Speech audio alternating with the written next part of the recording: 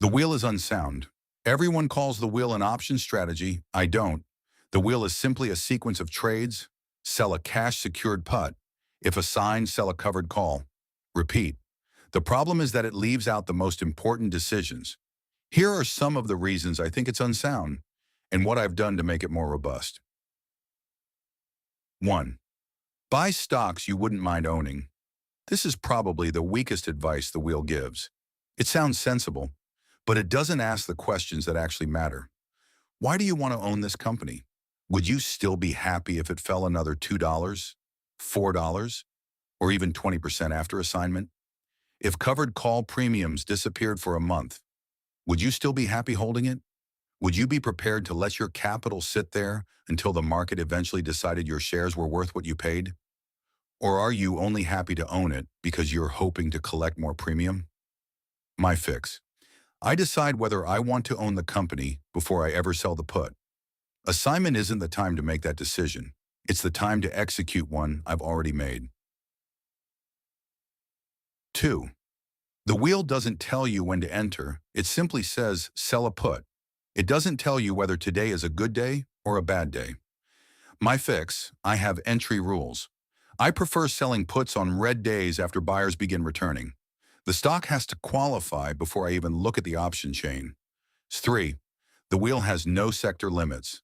The wheel never tells you how much exposure is too much. You could own 3 or 4 Bitcoin miners, or several AI stocks, or multiple solar companies. If that sector falls, your entire account can fall with it. The wheel has no opinion. My fix, I have a 3-position sector limit. That includes assigned stock and cash-secured puts. If I already have 3 positions in one sector, I don't add a 4th. It doesn't remove risk, but it stops one sector dominating my portfolio. 4. The wheel doesn't define acceptable premium. The wheel simply says, sell a put. It never tells you whether the premium justifies the risk. Many traders automatically choose the strike paying the most premium. My fix, I use around 1.5% of the strike price as a guide. If the premium is much higher than that, I stop and ask why. Higher premium isn't a gift. It's usually the market charging me more to take on more risk. Instead of accepting it, I'll usually move one strike further out of the money until the premium comes back into a range I'm comfortable with. I don't negotiate with the market. I either accept the risk or I choose a safer strike. 5. The wheel has no assignment plan. Most traders only think about assignment after it happens. That's backwards. My fix.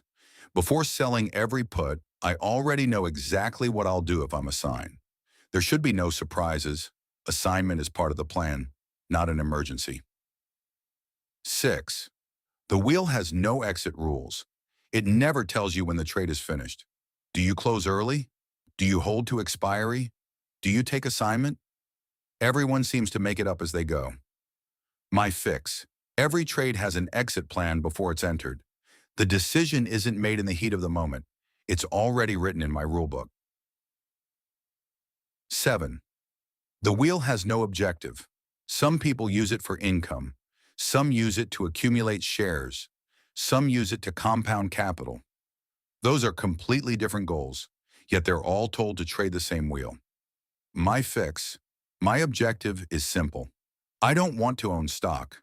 Assignment is simply the bridge between selling puts and getting back to cash. Every rule I have supports that objective. Final thought. The wheel isn't a complete strategy, it's a framework. The real strategy is everything the wheel never tells you. Your stock selection, your entry rules, your sector limits, your premium guidelines, your assignment plan, your exit rules, your objective. Without those, you're not trading a strategy. You're simply spinning a wheel and hoping it lands where you want. The wheel isn't unsound because of what it includes. It's unsound because of everything it leaves out.